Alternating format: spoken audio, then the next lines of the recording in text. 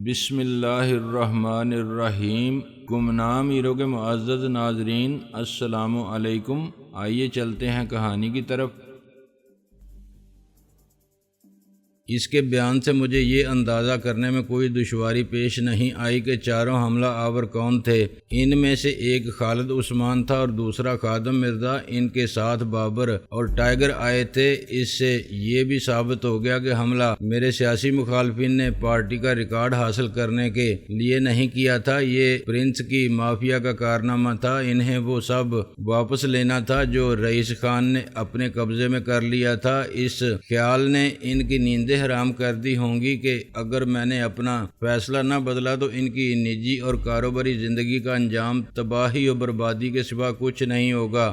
رئیس نے ان کے brief case بھی چھین لیے تھے جو در حقیقت چھوٹے لیپ ٹاپ کمپیوٹر تھے۔ ایسے کمپیوٹر بریف کیس میں ہی ہوتے ہیں اور جب بریف کیس کھولا جائے تو اوپر والا حصہ ایک سکرین بن کر سامنے آ جاتا ہے۔ چھوٹے ہونے کے باوجود ایسے کمپیوٹر کارکردگی میں بڑے کمپیوٹر سے کسی طرح بھی کم نہیں ہوتے۔ خالد عثمان اور خادم مرزا مجھ سے کاروباری ملاقات میں سارے لین دین کے اور نفع نقصان کے معاملات طے کرنے آئے تھے۔ اگر صرف کمپیوٹر چھن جاتا تو انہیں پریشانی نہ ہوتی، مگر اس میٹنگ کے لیے وہ کمپیوٹر میں ڈسک بھی لگا لائے تھے۔ اس ڈسک میں ان کے سارے کاروباری تفصیلات ہوں گی۔ یہ ٹاپ سیکرٹ ڈسک اپنی جان سے بھی زیادہ عزیز ہوگی اور عام حالات میں وہ اسے کسی انتہائی محفوظ اور خفیہ جگہ پر رکھتے ہوں گے، بالکل اسی طرح جیسے شاہ عالم نے اپنے تمام کاروباری اور مالی معاملات کی انفارمیشن ایک ڈسک میں محفوظ کر کے ڈسک کو تجوری میں بند کر دیا تھا۔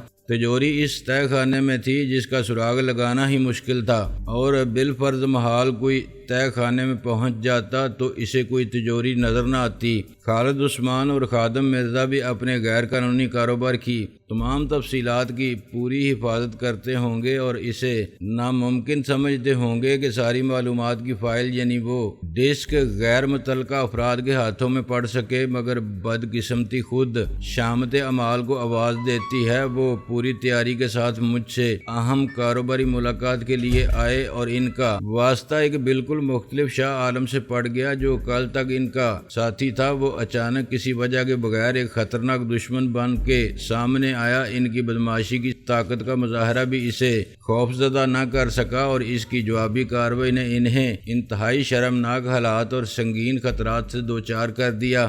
موجودہ حالات میں میرا پلہ بھاری تھا۔ پرنس کے انڈر گراؤنڈ کاروبار کے تمام راز میری تحویل میں تھے۔ اس کے لیے یہ نفع نقصان کا نہیں، زندگی یا موت کا سوال بن گیا تھا۔ اس کاروبار میں وہ اکیلا نہیں ہو سکتا تھا، کچھ لوگ اس کے ماتحت ہوں گے تو وہ خود بھی کسی کے ماتحت ہوں گے۔ اس کی ایک مجرمانہ غفلت اور کوتاہی نے نیچے سے اوپر تک سب کو افشائے راز کے خوف سے مبتلا کر دیا ہوگا۔ ان کا کاروبار ملک دشمنی کے زمرے میں آتا تھا اور پکڑے جانے والوں کو سزائے موت بھی ہو سکتی تھی، ورنہ ان کی ساری زندگی جیل خانے کی سلاخوں کے پیچھے گزر جاتی۔ ان کے ماتحت ساتھی اور باس سب کا ایک ہی انجام ہوتا، ان کا جمع جمایا کاروبار ختم ہو جاتا، ان کے اثاثے ضبط کر لیے جاتے اور ان کے لیے رپوشی بھی ناممکن ہو جاتی۔ چہرے اور نام بدل کے ایک ملک سے دوسرے ملک فرار ہونے کی کوشش بھی بالآخر ناکام ہو جاتی۔ بین الاقوامی پولیس انٹرپول کسی مجرم کے پیچھے لگ جائے تو عدم آباد تک اس کا پیچھا کرتی ہے۔ خالد عثمان اور خادم مرزا کے ساتھ اس سے بڑی پریشانی ان فلموں کی تھی جو رئیس خان کے لاکر میں محفوظ پڑی تھیں۔ رئیس نے جو کچھ کیا قانونی اور اخلاقی طور پر غلط تھا، مگر جنگ میں سب جائز ہوتا ہے۔ خالد عثمان اور خادم مرزا کون سے قانون اور اخلاقی اصولوں پر کاربند تھے؟ ان کے اعمال کی سزا اگر ان کی فیملی کو ملی تو یہ بھی کوئی انوکھی بات نہیں۔ ان کی کمائی ہوئی ناجائز دولت سے عیاشی بھی وہی کر رہے تھے۔ وہ دونوں اپنے بدمعاشی اور اپنی طاقت کے غرور میں یہ بھول گئے تھے کہ کامیابی کے اتفاقات کو خوش قسمتی کی ضمانت نہیں سمجھا جا سکتا۔ جب بدقسمتی آتی ہے تو ایسے ہی حادثات ناکامی اور شکست کی ذلت کا سبب بن جاتے ہیں۔ وہ سب ہونے لگتا ہے جو آپ نہیں چاہتے، کسی چیز پر آپ کا کنٹرول ہی نہیں رہتا، سیدھا کرنے کی کوشش میں ہر کام الٹا ہونے لگتا ہے۔ آدمی کہہ اٹھتا ہے کہ زمین دشمن، مخالف ہے آسمان میرا۔ شاہ عالم خود اس کاروبار میں ایک پارٹنر تھا اور اس کی حیثیت یقیناً اہم تھی، چنانچہ خالد عثمان اور خادم مرزا کے لیے یہ بات ہی ناقابل فہم تھی کہ اس نے اچانک کسی وجہ کے بغیر ایک بے حد منافع بخش کاروبار سے الگ ہونے کا فیصلہ کیوں کر لیا۔ پہلے وہ سمجھے ہوں گے کہ شاہ عالم اپنا حصہ بڑھوانا چاہتا ہے، اسے معلوم ہے کہ یہ کاروبار اس کی ساکھ اور سیاسی اثر و رسوخ کے باعث کسی رکاوٹ کے بغیر چل رہا ہے۔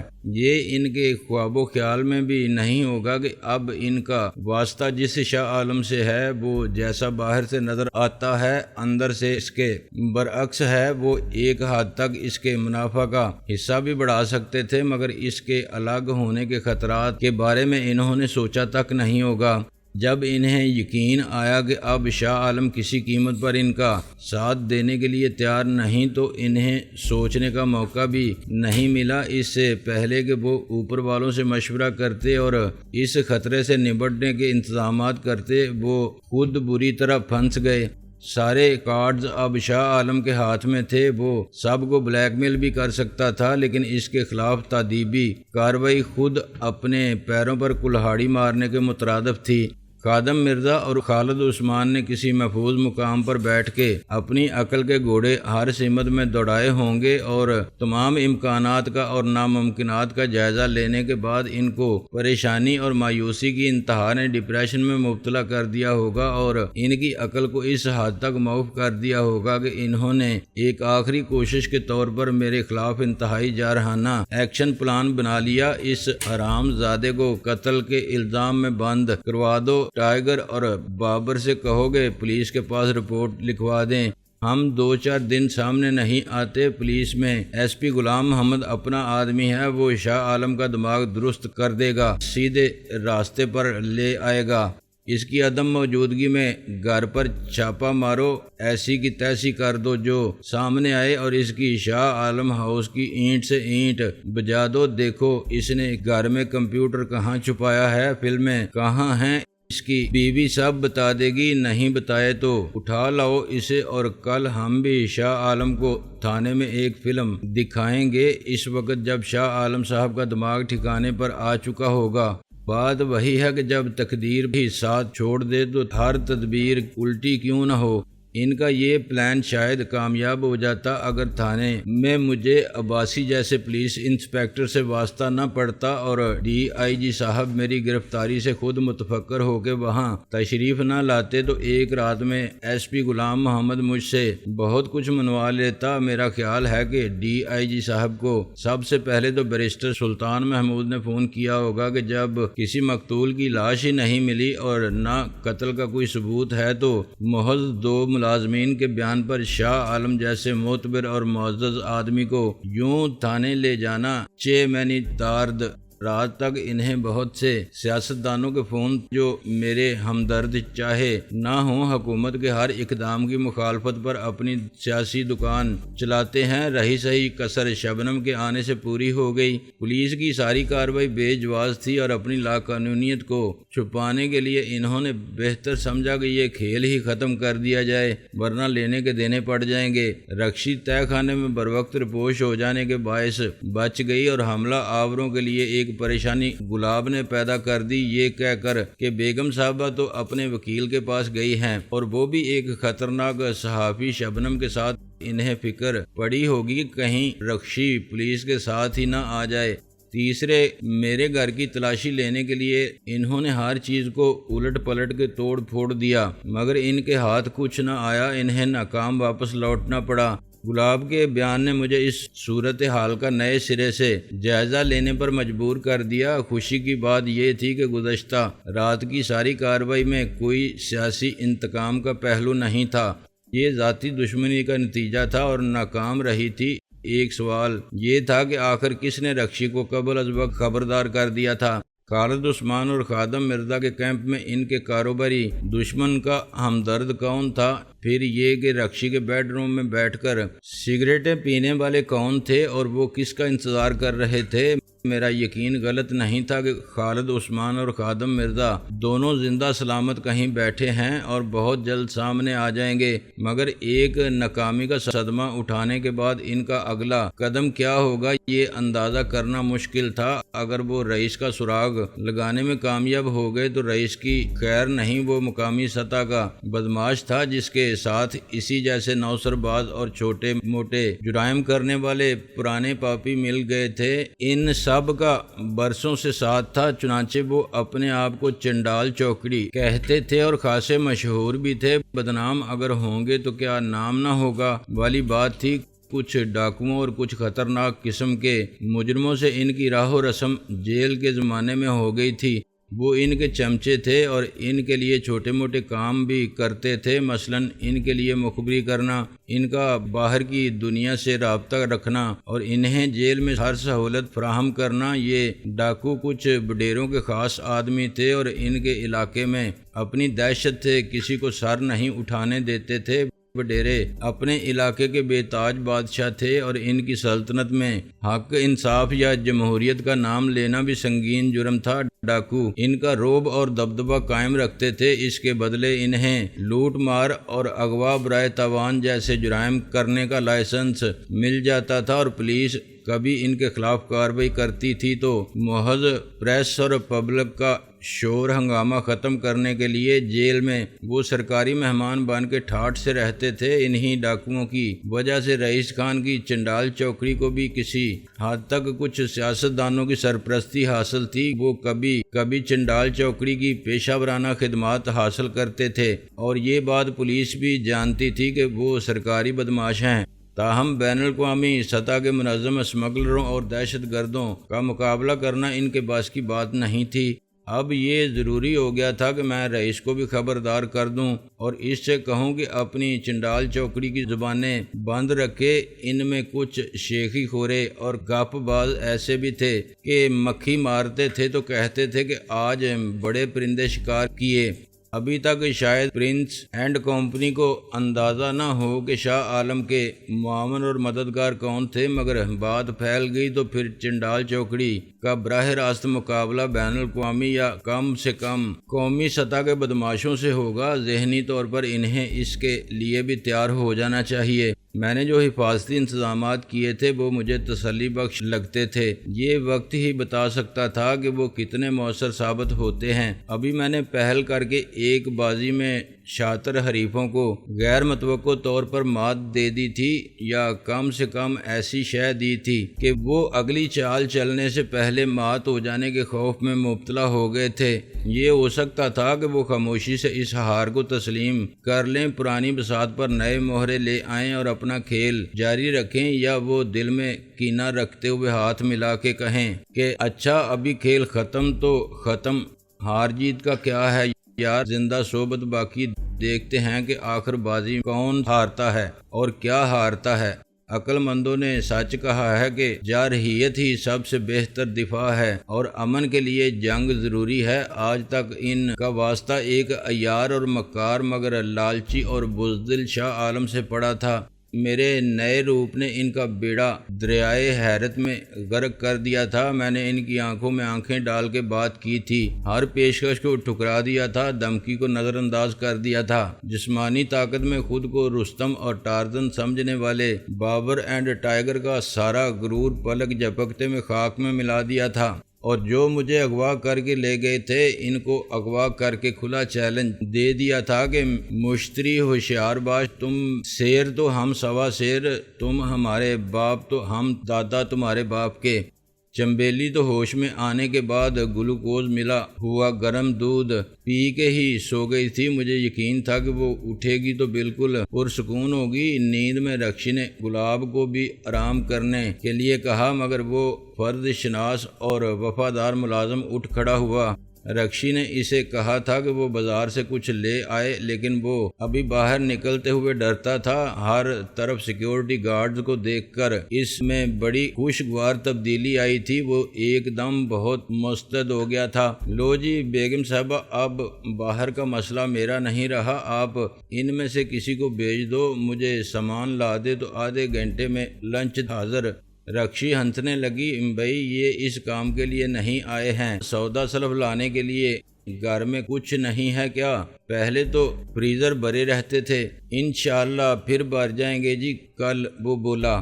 گھر کے سارے فون ابھی تک ڈیڈ تھے۔ یہی وجہ تھی کہ کسی کارکن یا سیاسی شخصیت یا اخبار والے نے مجھ سے ابھی تک رابطہ نہیں کیا تھا۔ اس کی ایک وجہ یہ بھی ہو سکتی تھی کہ پارٹی سیکریٹریٹ پر عدالتی حکم کے باعث شمس اور قریشی کے حمایتی قبضہ کیے بیٹھے تھے اور انہیں وہاں سے صرف عدالتی حکم کے ذریعے ہی نکالا جا سکتا تھا۔ سب کا رابطہ ان سے ہوگا اور وہ سب کو ہنس ہنس کے بتا رہے ہوں گے کہ شاہ عالم تو اب سمجھو سچ مچ مر گیا۔ جسمانی موت نے تو اسے شہید کا درجہ دلا دیا تھا، مگر وہ بات غلط ہو گئی۔ اب سیاسی موت واقع ہو جانے کے بعد نہ پارٹی اس کی اور نہ وہ چیئرمین، ہم ہی پارٹی ہیں اور ہماری قیادت کو کارکنوں نے دل سے قبول کر لیا ہے۔ شاہ عالم کا دست راست تھا، تیمور مر گیا بیچارہ دل کے ہاتھوں۔ مجبور ہو کے بھائی کیا خوب فٹ ہوتا ہے یہ شعر۔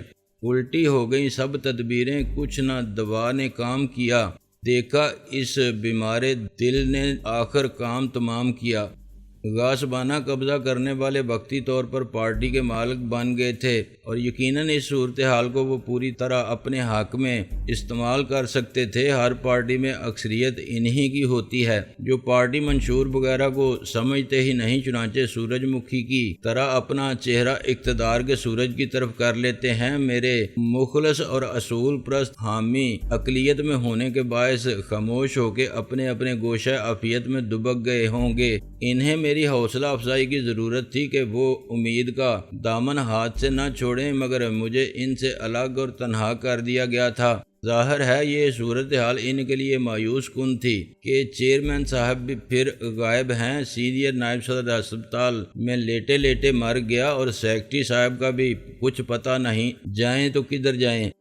میں نے اب مؤثر جوابی حکمت عملی تیار کر لی تھی۔ دوپہر تک سیکیورٹی کمپنی نے مجھے 2 گاڑیاں فراہم کر دیں۔ ان میں سے ایک ڈبل کیبن والی ٹویوٹا کی ہائی لیکس پک اپ تھی اور دوسری نئے ماڈل کی سفید سوزوکی خیبر۔ دونوں گاڑیاں ایئر کنڈیشن تھیں اور ان میں ڈرائیور ایسے تھے جو اپنی صورت اور حلیے سے ہی سابق فوجی نظر آتے تھے، پرسکون انداز رکھنے والے، مستعد اور مضبوط، جن کی عقابی نگاہیں بڑی خاموشی بے نیازی سے گرد و پیش کا جائزہ لیتی رہی۔